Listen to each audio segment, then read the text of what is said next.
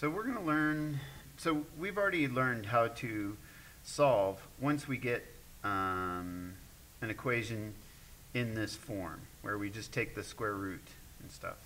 So our next step is to take something like this and turn it into a form like that. So we're going to talk about how to do that. But first, we're going to talk about what it means to expand a binomial. This is a binomial. It has two terms, 1, 2, right? And so this is a square of a binomial. And we're going to expand it.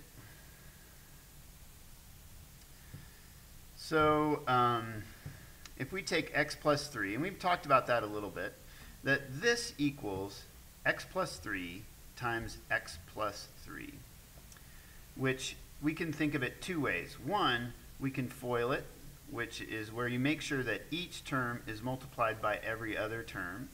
So x times x is x squared. X times 3 is 3x. 3 times x is 3x. And 3 times 3 is plus 9.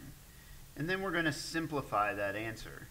X squared plus, by combining these like terms, plus 6x plus 9. And so this would be the expansion of this square of a binomial. Okay. The other way that we can think about it, if you're having a hard time connecting with this idea, right?